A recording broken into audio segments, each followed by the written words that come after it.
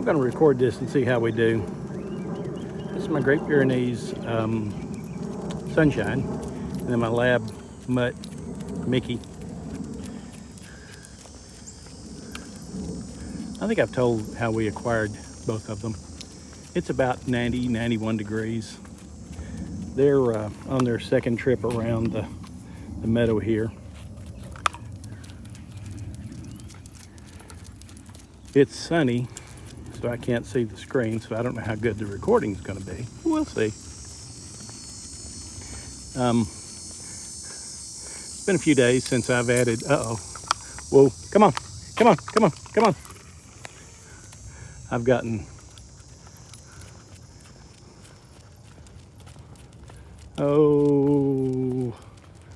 whatever that stuff is. 3 leaves, break out in a rash. Turns orange in the fall. Some people get it all over, some people never get it. I'm in my old age, I'm starting to get it a little bit. Poison ivy. I've let them go into the bushes to sniff around, then we continue our walk and they get familiarized and get to have something different. Like today we're sniffing a leaf thing that's probably been peed on by a boy dog. Come on. Anyway, they get into the poison ivy, and then I get it on my arm. It's never very bad. I don't know if you can see it right there on the lower arm. Last couple of weeks ago was up there. That's about as bad as it gets for me. So I'm lucky in that regard, I guess. I'm working on the continuation of the story about the takedown in Bolivia.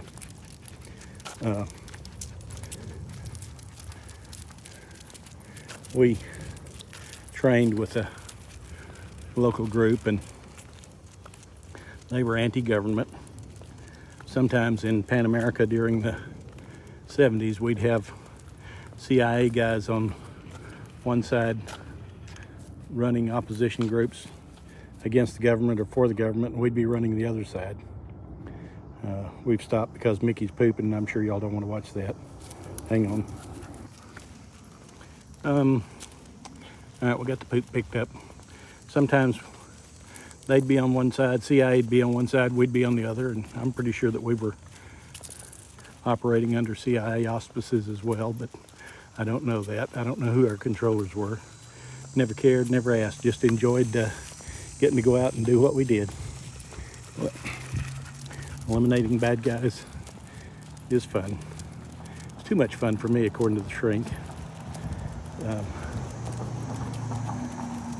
Hang on. Okay, here we're back again. Real quickly, we were training with this group in I think a South American country. These guys lived off the grid in huts up in the mountains, hunter-gatherers, did some farming on their own as well, so I guess they were farmers too. She likes to want to be on the end of the leash too much, pulling against Mickey. Come on. We're going to go one more round around the park, and then we're done for the day. Come on, let's go. Come on, go. We'd worked with them for a few days. We're out working on patrolling, which I thought was just stupid because these guys were outstanding at finding animals.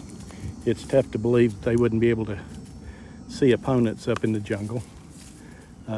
Recognize booby traps before it was even, booby traps too, but ambushes before they were sprung, because these guys were, come on, let's go. We're accustomed to finding birds and tiny little monkeys and taking them out with blowguns. Why wouldn't they be able to take out an opponent?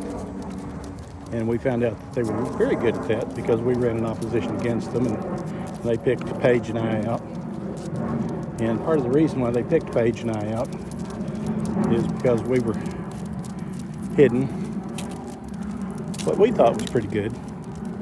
They were better than the drill sergeants that taught us camouflage. Probably not as good as what they teach snipers nowadays, so I don't think we'd ever pass the sniper program. I was too loud. And what do you mean by that? Well, you make more noise than the birds. I don't even know what that meant. I thought I was being pretty quiet. Anyway, we were teaching them to patrol. This one guy stops us all, pulls his blowgun out, shoots a monkey about 30 feet up in the tree. The monkey falls. He puts the monkey around his shoulders. She sees something back in there, but I don't have a clue what it was. We went in there a little bit ago and I didn't see anything. Maybe homeless people living back up in there. Because there is one that lives right down yonder.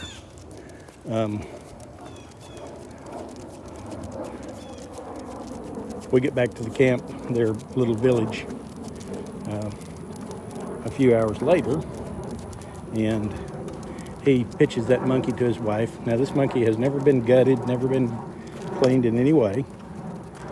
Just blow dart, hit him, killed him on the man's back. 4 hours later, she throws the monkey onto the fire.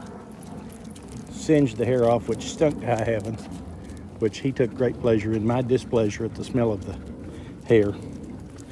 That evening, we would trade them some of our rations for some of their jungle food, and it was pretty good.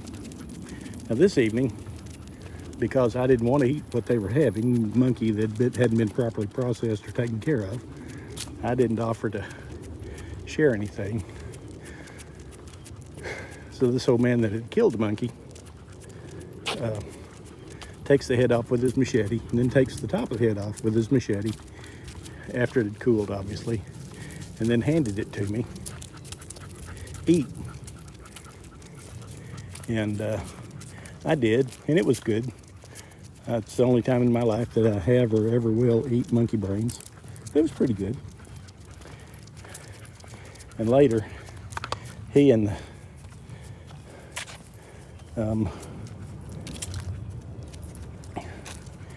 my CO were talking, and they hoped that by feeding me part of the monkey, I could absorb the monkey's intelligence and learn to be quieter, learn to be more stealthy, learn to move without making noise, etc., etc. That whole you eat your opposition to gain their courage or spirit or whatever. Anyway, I'm working on, I need to write it down because my memory, I don't like the starts and stops. I'm going to write the story out, probably embellish it a little bit, and then record it for you. That's about all I got for today. I'm out of wind. I'm out of breath. Winded, out of wind. Y'all have a good day. Oh, if you haven't already, hit that like button, hit that share button, hit that, what do you call it, the join button, the follow button. Hit that other thing that's supposedly there that I can never find that says you'll get notifications whenever I post something new. Tell your friends about us if they like boring stories from an old man. We're going to keep growing here a little bit, I think. And between now and next time, y'all have a great afternoon.